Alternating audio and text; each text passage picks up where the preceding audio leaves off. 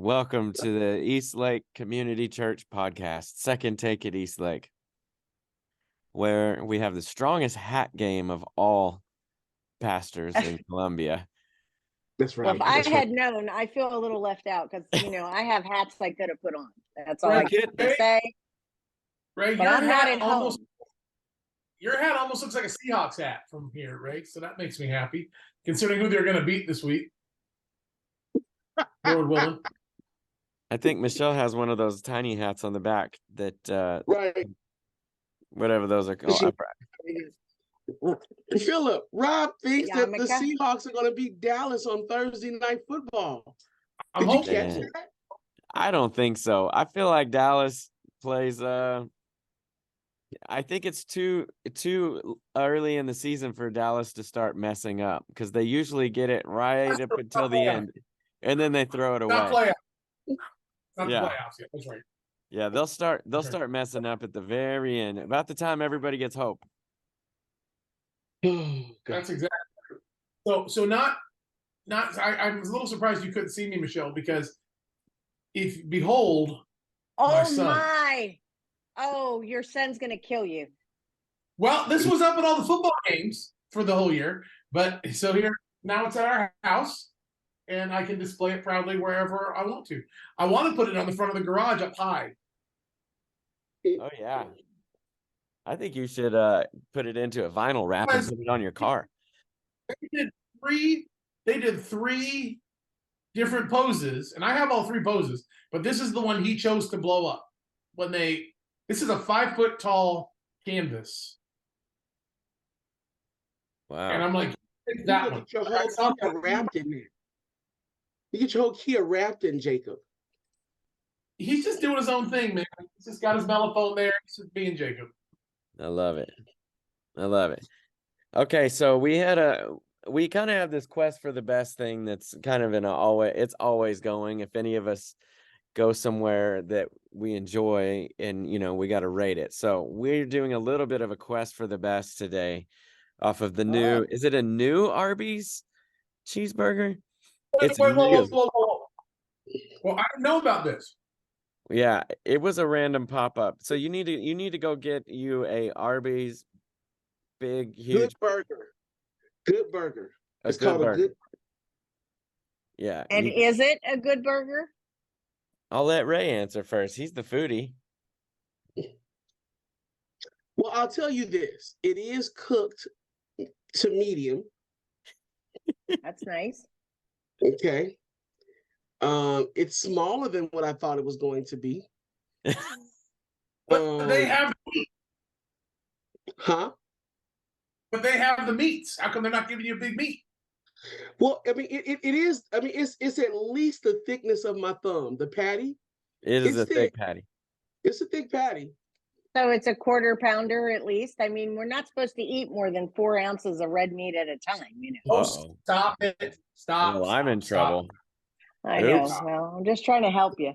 So much for that 16-ounce ribeye. I would say it is about a quarter pound, if not a third. It might be a third. It's a big fatty. It is the fattest hamburger you can get at a fast food restaurant. That's fair. But go ahead, Ray. The flavor was okay. Would I get another? Unless if somebody bought it for me, but I wouldn't put my money on it again. Yeah. My thoughts on it. The shake was good.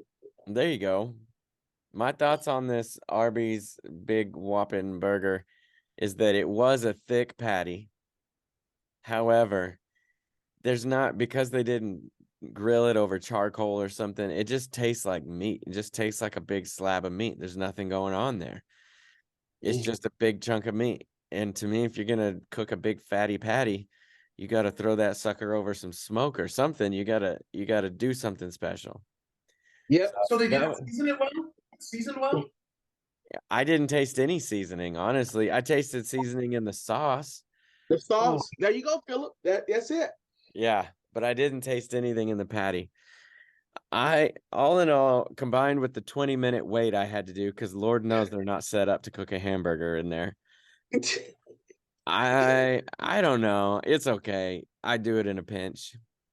But I'm gonna stick with the classic Wendy's Dave's Double.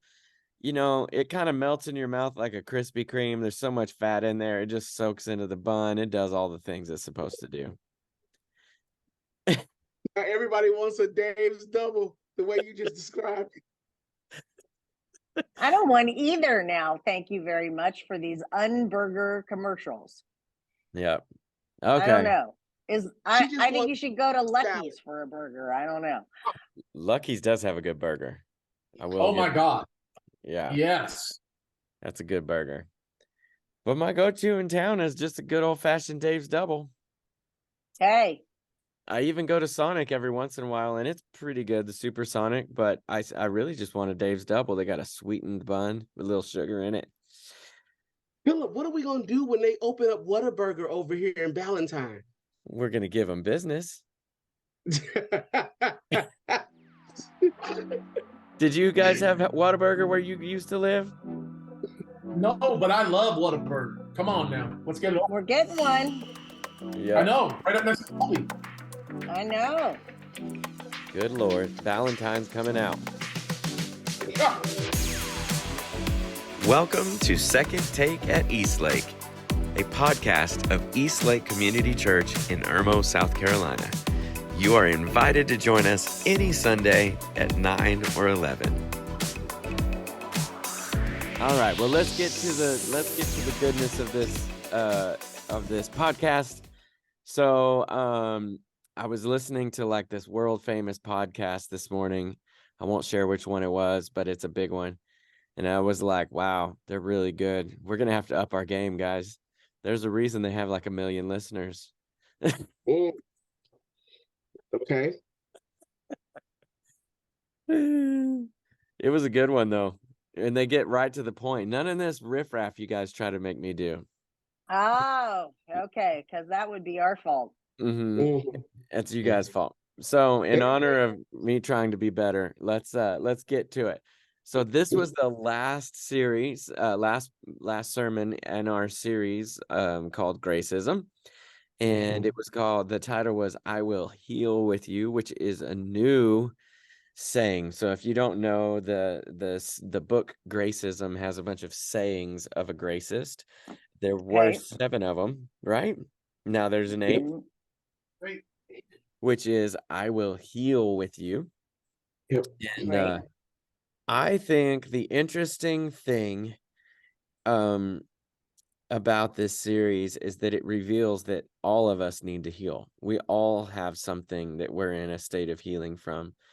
And so really nobody gets this one off. Nobody gets any of them off, but this one just is really easy to identify with. It doesn't take much convincing to show us that we need healing.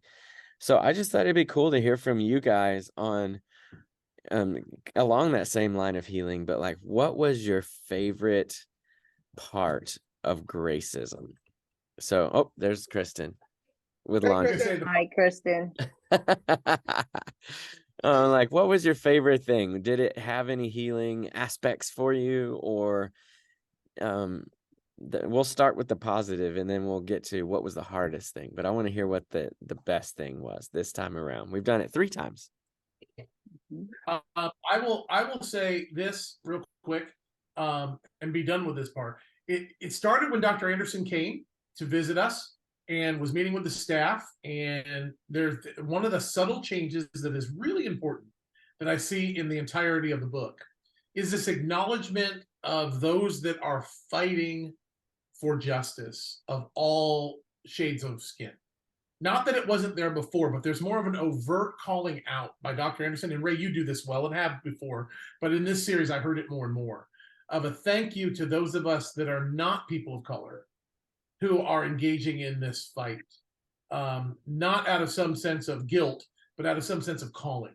And this idea that y'all understanding and acknowledging that even though it's harder for you, for sure, people of color, because you don't have a chance to back out of it, there was this acknowledgement of all of the people in the room who are not people of color. And it happened in the Gracism class, and it happened in the series throughout all the speaking and the content of acknowledging that there are many who are sacrificing and deciding to do the right thing to fight against systemic things and this racial issue. And I thought that was really good. And it was done from a very positive bent, not a put down to those that weren't, but a positive uplift of those that are. Yeah. I agree. Good thing. Yeah. You know, for me doing the series, I mean, I like teaching it on Sunday morning, but the best part is just what happened in our Gracism groups. We initially had 136 people sign up for Gracism groups, students 8th grade and above, as well as adults. And that just is an overwhelming number of people. I don't think we've had that many people in a program since we first kicked off Rooted. And we had so many people getting in Rooted that we had like 8 or 10 groups. So yeah, it was just really gratifying because it feels like people are latching on to the message. And some people came through for their second or third time and expressed learning new things, which was very cool. Yeah. Yep, I would have to agree. Just the sheer overwhelming number of people in the Gracism groups. I mean, sitting through the sermons, I mean, that's good. You can gain some knowledge from that, but you don't have much of an interaction. You don't have much of an opportunity to interact sitting knee to knee with people. Like when we first started, I remember Philip had made this challenge. He said, hey, do me a favor. If you have an issue or you want to talk about this, do the hard work of finding somebody that's different than you to have that conversation with. Don't go have it with a regular circle. And unfortunately, some people did that anyway. But rather, go meet with somebody that's different than you to gain a better perspective on what was being taught. And that's really what happens in the Gracism groups. And so I am grateful for the 136 people that started off with us. We had more than 90% of that class that actually finished it. So that was, I think that's another win that I can celebrate as well. But I think just the conversations and the stories that we got to hear over 9 weeks, and to see this past Sunday night, having them share how grateful they were, how it's already has blessed them to be able to go out and have conversations and listen in ways that they had not been before. Yeah, that's really good, Ray. I just want to say, add to you, both of you, to anyone listening who hasn't sat in a Gracism group, I can say this with authority, you don't really understand Gracism yet.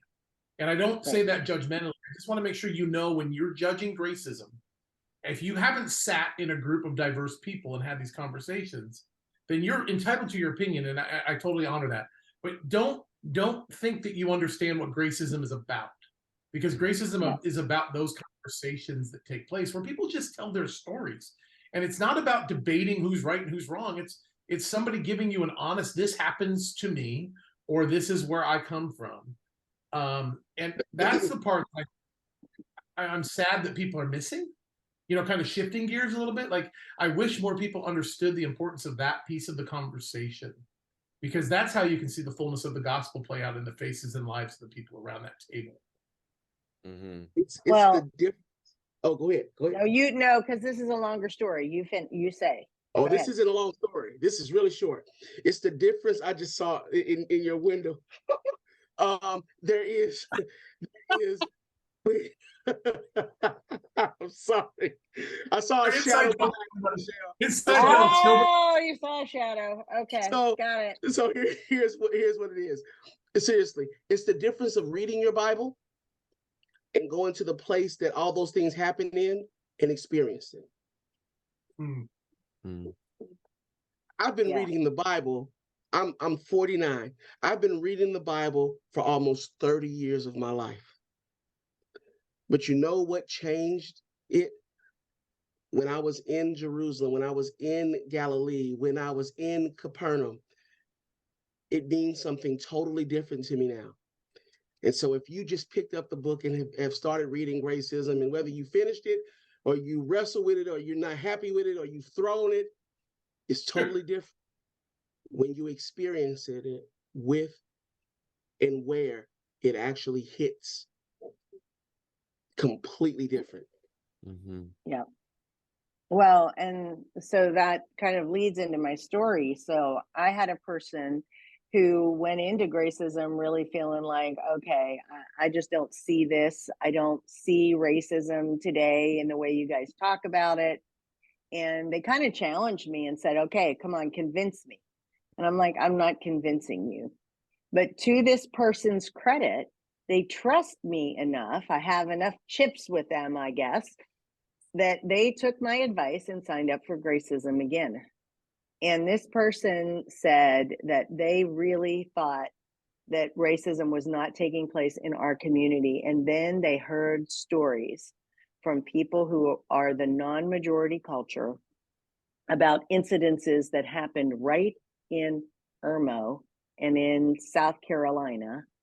And their eyes were opened. And they're like, okay, I see this in a different way. And so I know it's uncomfortable. I watch people go in and they're uncomfortable. But if you will just stay in there for the whole conversation so that you can learn, if you get to the end and you say, of Gracism groups, and you say, okay, I'm out, I can't believe in this, I can't do this, well, okay, then you've really experienced it. But until you've been through that class and the whole way through the class, you really don't understand what we're talking about. Rob is right. Mm-hmm. And this person had been through Gracism once before. It took twice to really recognize it. Yep.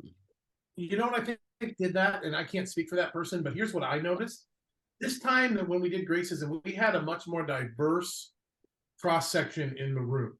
Oh, Meaning yes. there was a good number of people of color and white people, men and women, by the way. I felt like there were more men and women diversity in this group. Yes. There was more Yep. diversity in this group.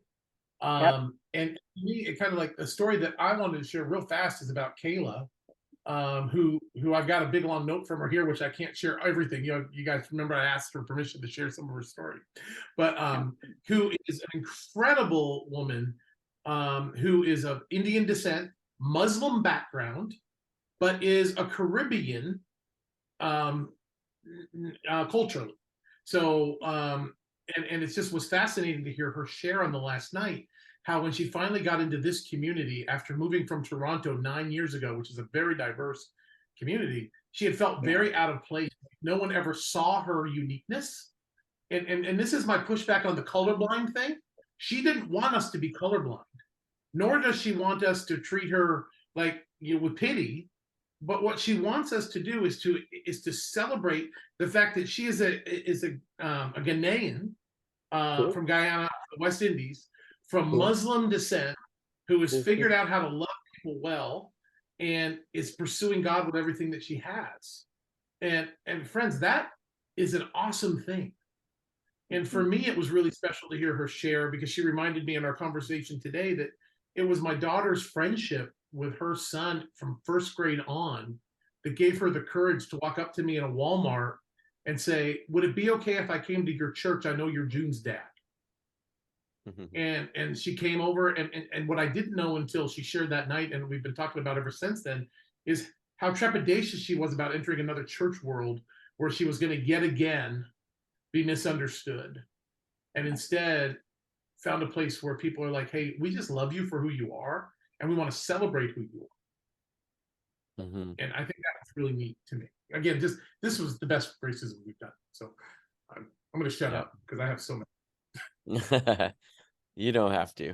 So on along that same lines, like this is definitely, there's a reason every church in America is not doing this because it's hard. It is. Easy.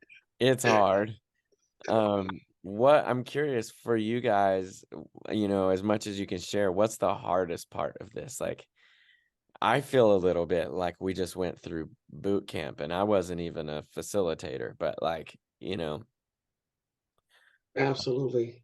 I what's the think the hardest hardest part? thing, I think the hardest thing is reliving trauma.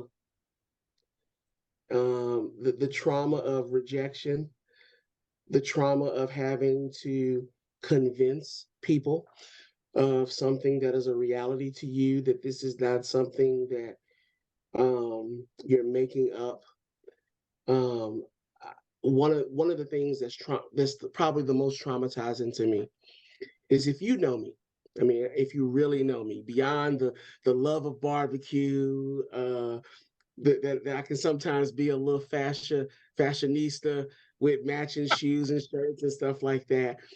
I hope that the one thing that comes across to every person is that I love people, that I genuinely love people. And if you know that to be true, then you also have to know that when people walk out of your life, that's hard. And not because you're trying to make people mad or you're trying to send them out of your life, but when your pain becomes too uncomfortable for them, or them having to wrestle with maybe any amount of truth to your pain, and they hit the eject button and they say that I'm out, that's hard. Because I don't think that I have asked anybody since I've been here at East Lake 5 years now, and since I've been at quote unquote the helm, I don't think I have asked one person, would you just please leave? And so when people choose to leave, especially without having a conversation to try to understand, that hurts. Um, there was one time, Philip, that I actually wanted to really air a little bit of the pain of this um, across the stage, because I wanted people to know this job is extremely hard. It really is. Yeah. You know, people when people first come and they tell you how much they love it here, and how they when they bring their friends or family or coworkers and say, hey, I want you to meet my pastor, or when I'm out in public and they happen to see me and they say, hey, this is my pastor. So I'm having a full-on conversation in the middle of Walmart with a complete stranger and somebody that goes to East Lake. And then when that person all of a sudden decides that I'm done, and then I have to hear from somebody else of the fact that they've left, or why they left, and yet never had a conversation with me. That's hard. Yeah. Wow. Right. Yeah. Mine has always been the thing about being the white guy that wants everybody to like him because I'm a feeler and God's got me saying these sort of things. But it shifted this time. Because I've shared about some events in my son's life over the years that are real. And some stuff happened with Jacob this time that was just much more real than ever. And I won't rehash it. We shared it. You shared it from the stage. We shared it in Gracism about an incident where my son experienced direct racial attack. And I had people basically looking me in the eye while I'm sharing that story. There was a couple of them around my world, not just in this world here, but outside of this piece, basically telling me that there's not a problem anymore. And that's traumatic as a dad. You're telling me that my son's trauma isn't real. My son actually being threatened, not some ethereal little, somebody called him a bad name. He was threatened. And and it's related to yours. I hadn't even been thinking about it until you said that, Ray. Is this new trauma for me of not when is it going to happen to my son, but now it's happened to my son. And there are people that look like me still denying that it happened to my son. Like, what am I lying about that? Like, did my son lie that night when he called me in tears, come and get me, help me, help me? You know, that's very hard. But it reminds me of why we do it. So on the positive side, we have to keep doing it because there's people that think that's not happening. But that was the hardest thing. Was literally I had 2 or 3 people question the story of what happened to my son, and I'm like, what are you doing? Mhm. Yeah. You know, the last night of Gracism, when people were having the opportunity to talk about what impacted them, I really appreciated, oh, I can't say the person's name because I don't have permission to tell the story. But, and it wasn't just one person. There were at least two people that publicly expressed appreciation for the minority culture people in the room who were willing to do that thing that you're talking about, Ray, which is live through your own trauma again, to share with us what is happening so that we can grow and benefit and understand. Because the truth is, if you weren't willing to risk that, if you and others that were in the room were not willing to risk that, then we would not understand in the same way. We couldn't understand. We might not be able to be convinced. And I can only imagine how you, as the person who is carrying this mantle all the time, how encouraging that was to have people from your culture and other cultures come alongside, that we had so much diversity in that room and you're not the only person speaking about your experience. That has to have been really encouraging for you, or at least it would have for me if I were you. It was very encouraging for me. I got to look back on this past Sunday night and be thankful for a lot of things. And one of them is for the four of you. Because I know that you guys are in the trenches with me. But one of the special gifts that many of you don't even know about, it was Philip. Philip had the luxury for many of our weeks to be able to be at home with his family on Sunday night. And so there were two other individuals, really three, but two other individuals that one really consistently was there every Sunday night to help us with AV, and that was Andy Blang. And Andy, if you ever listen to this, you probably won't, but brother, bless you. Thank you for working alongside of us. But I think it was a real gift this past Sunday to have you, Philip, because you've been in the trenches with us. And you had not gotten to experience, all the stuff we had been experiencing over the last 8 weeks. And so, Sunday night was not the night of celebration. That was the week before. This was the night about closing the study out. We're talking about healing. And you got to sit up in the tech booth and help run slides and stuff. But you got to hear for yourself what happened this particular class. And this was like really the best class. It was the biggest class. It was the most challenging class, but I think as a staff, we have settled into this lane that we believe the Lord has carved out for us.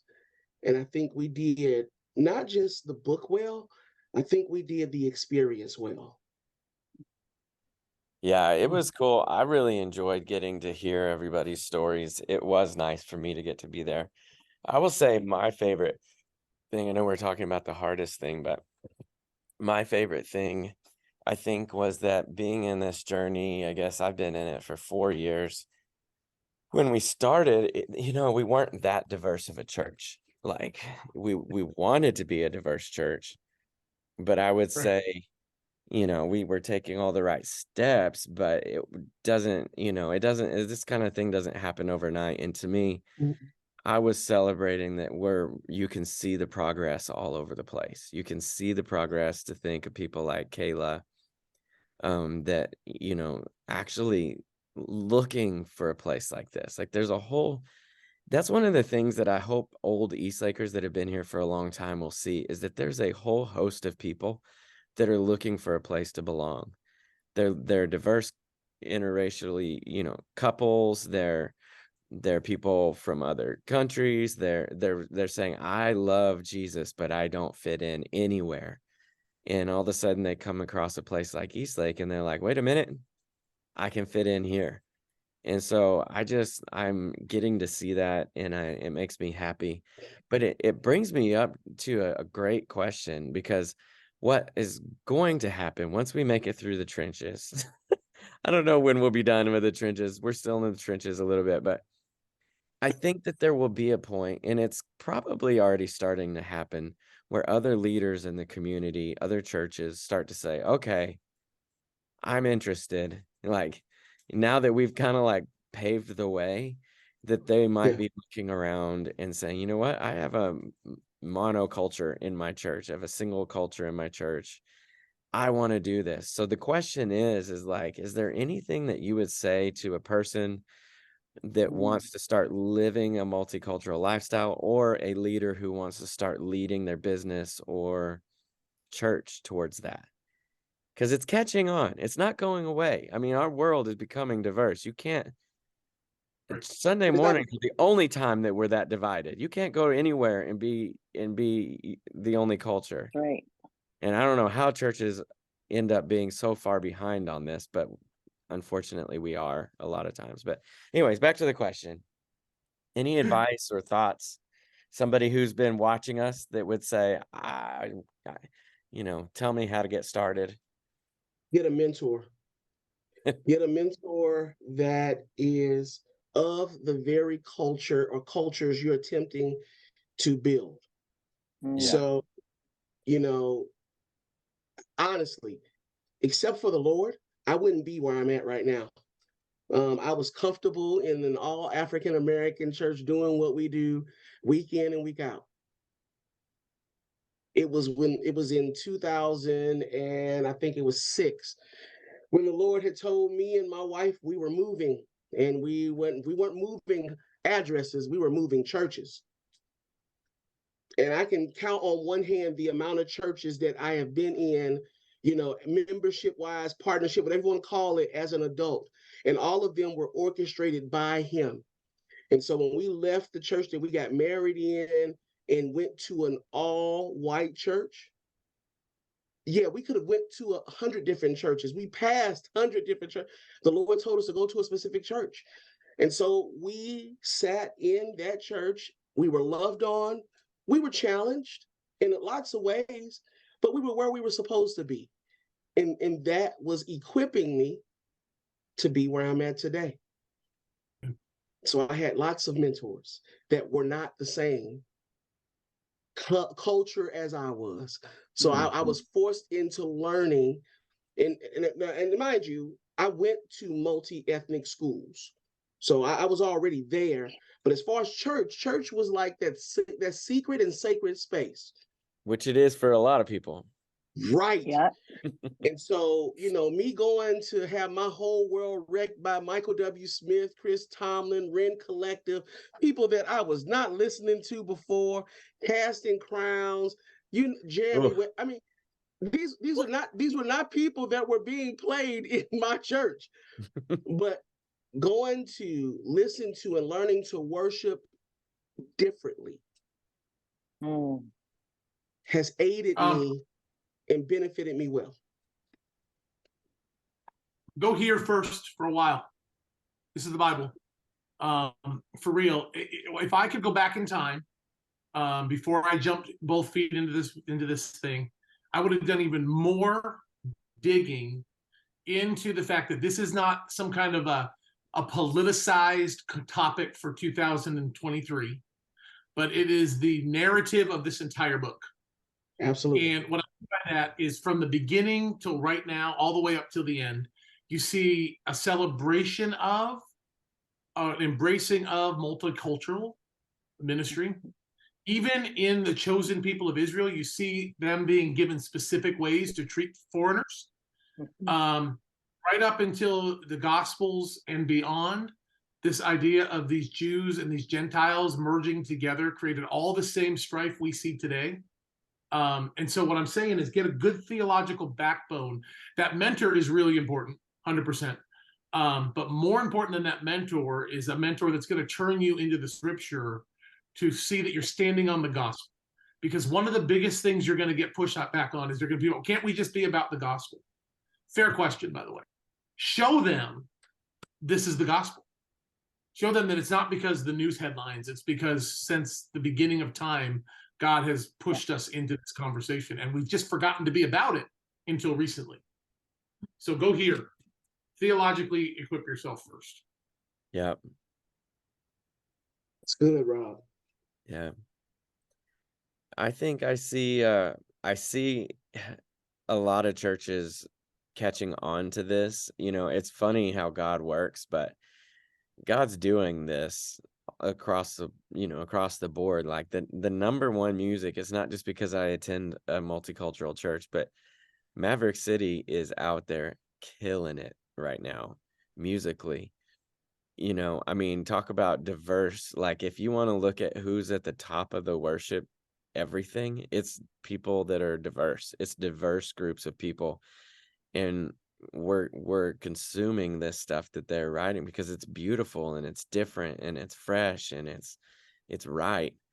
And so, like, I feel like worship leaders across the world are like, wait a minute, I just played acoustic guitar in college and now I'm supposed to how am I supposed to do this? And it's like, man, buckle up because it's not going away. It's taken off and God is doing something with this. And just if you look around at it, the church is the last place to finally acknowledge it. Why are we always the last? I don't get it. I don't get it. But we're always the last. I mean, like, a lot of other parts of the world started to embrace multicultural concepts. And I mean, I don't know. I mean, Disney's doing it. Don't let Disney Well, beat the church. Come on. no, don't let Disney beat the church. And I mean, it really shouldn't be a surprise to see that God is speaking the same things to other people. And so I think in any move of God, you've got to have people that are on the front end. Ray, we joke with him about being a prophet and having a prophetic edge. But there's something to be said about that. When you're talking about moving into the future, you need a certain amount of prophetic edge to be able to see and embrace what God is moving you to next. And so, I mean, it would be delightful if all over America and the world, people started worshiping together instead of segregating themselves into little groups. Because when the church started, that wasn't how it was. There's a lot more people in the church today than there was, in the 200 years after Jesus left. But it would be amazing to see more churches doing what we're doing. Yep. I agree. Good. So, was there any special, and you might have already shared these, so it's okay if there's not anything new, but is there any stories that you can share that came out of this that you would just say, like, man, look at God and what he did, through this series? Kind of goes along with your favorite part, but I'm just curious if there's any specific stories. I think for me personally, and this does not highlight a particular person, but there's a lot of there has to be a lot of comfortability for people that are not in what I would consider regular relationship with one another to get into a room of 130 plus people and share your story. Mm. That is really a work of the Holy Spirit. Mm-hmm. Because I mean, I'm on stage regularly, and Philip, so are you. And I mean, you'll ask people to just to say what you're grateful for, to give thanks for, and it's like crickets.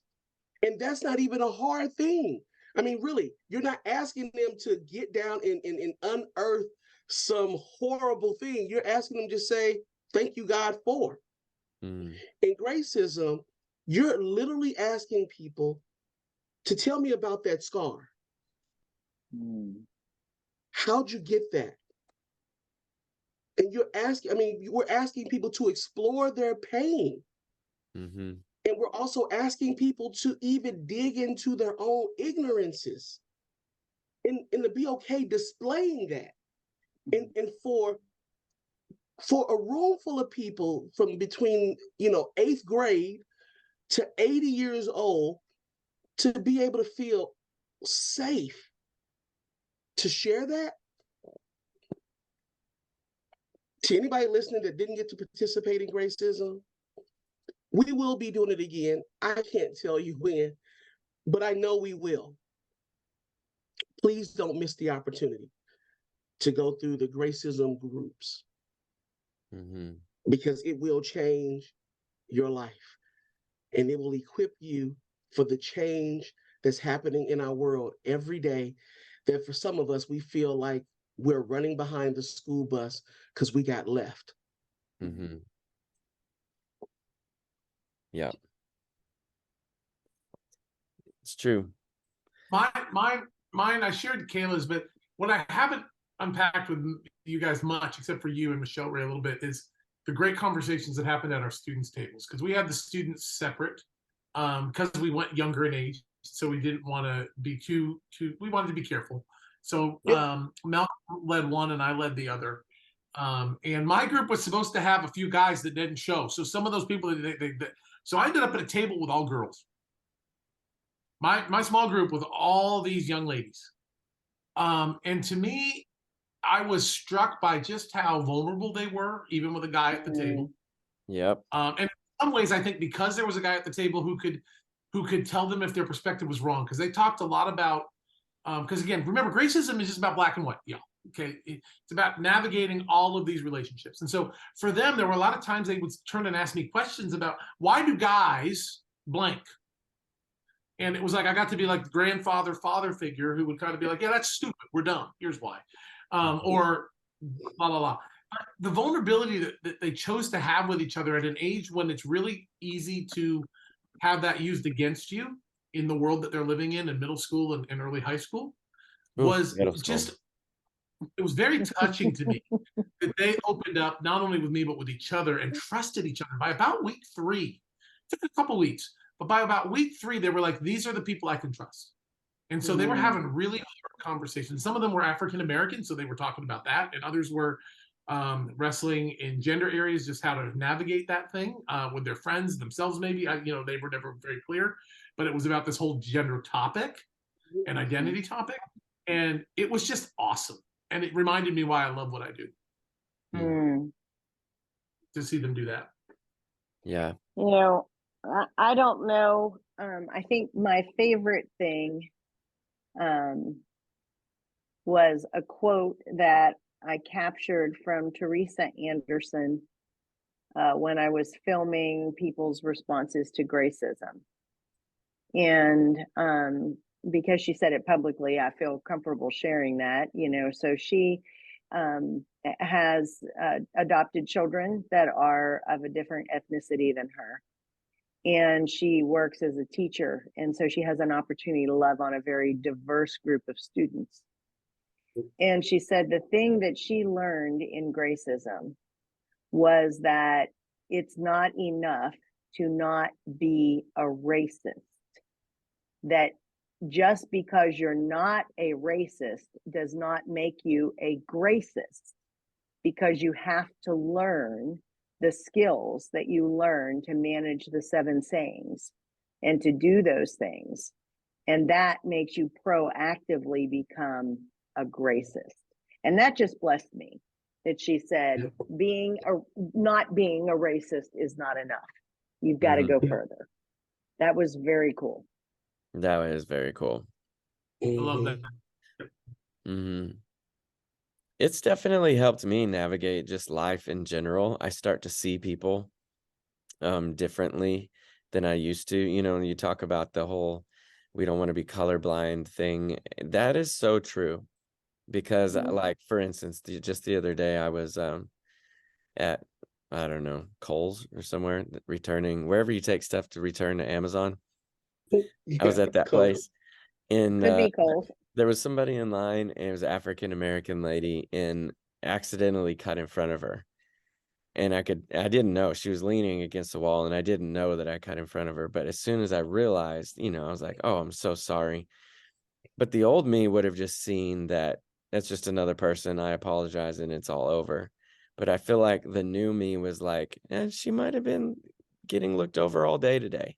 Like she might be feeling, like to just go a step further and continue to make conversation with her. And, and not just like any other person, I might just be like, hey, I'm sorry. But I felt like I saw her color. I saw that maybe today was a day that she hadn't been acknowledged or something. And maybe I'm making all that up. But like there's nothing wrong with going above and beyond. There's nothing wrong with seeing somebody and going above and beyond. And if that's the worst that we do, So Yeah. I see that stuff playing out in my life all the time. Little things like that happen where I just start to see people differently than just overlooking them, or just, I don't know. I feel like I put a little extra noticing in Well, to that's cultures. the perfect example of the whole definition of Gracism, where you give special attention to somebody, maybe because of the Mhm. color of their skin. And people get all wrapped around the axle like we're doing some terrible thing promoting somebody over someone else.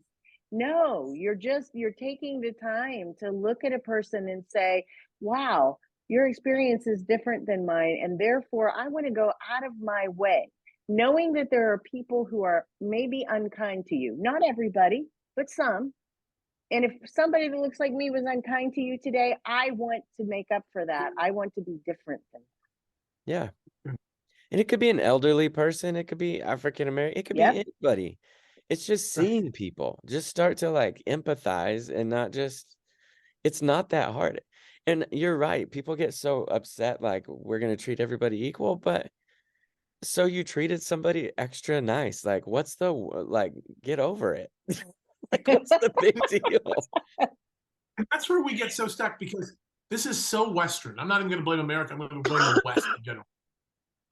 My desire every day, and I fail at this some days, so don't hear me say I'm good at this. I don't want to treat everybody equally. I want to treat people better than people are treating me. Yeah. So maybe I know that what they're getting wrapped up in. I get it. I get that, somebody's getting a job just because or so. We can have, that's another conversation. But Jesus taught me to treat everybody better than they deserve, because that's what Jesus did. I deserved separation from God, and he treated me better than that. And so for me, when we get our hands around that, it's like what I got to say in several of my messages, and I said it on Sunday nights in our Gracism time. I just want to make sure everybody understands. I don't think most of you who can hear my voice are racist. I really don't. Just building on what Michelle shared, I really don't. I think that we're getting to a point where there's less and less overt racists in the world, because the world is so far advanced. It is not comfortable to be that. So, but there still exists. Okay, they do. Like people like my dad still exist. But I love what Teresa said. All I'm challenging you as somebody who comes from a racist background is awesome. I'm proud of you. Good job. And I mean that. You've overcome that. But what does God want you to do now? Whatever that is, just go do it. And it doesn't mean that you're admitting that you were ever a racist. It just means you're understanding that there are racists out there that need to be countered by maybe your actions. Like Michelle, you just said it so well. Like, I'm going to make your day better because you encountered me today. Not because I'm all that. There's that. You got to be careful there too. But you know what I mean. Totally. Well, it's been a good long 10 weeks. 10 weeks, I think it was 9. And 9. It's 9 been weeks. 3. It's been a good 9 weeks, and on the hard times it felt like 18 weeks, and on the good times it felt like 2 weeks. There was up and downs, but that's the way it is when you're moving forward. It is. So it's been good. We're going into a new series called Breaking News. The news. Yeah. And it's going to be a Christmas series, and just talking about all the cool things that it meant whenever Christ came to earth. And so it's going to be awesome. That's coming up starting this Sunday. And I know that we want you guys to be checking out Perspectives, praying about whether or not you should sign up for that. I know we've got a men's conference that's coming up you should check out. I know there's a Discover Lunch that's going to have a link real soon on the website. I know. There's a youth retreat, and the only reason I'm bringing it up here, I don't need it on Sunday. Y'all, Malcolm's got 24 spots, and 15 or 16 of them are already filled. So don't wait. If you want to go, which reminds me, I wonder if my daughter's one of them.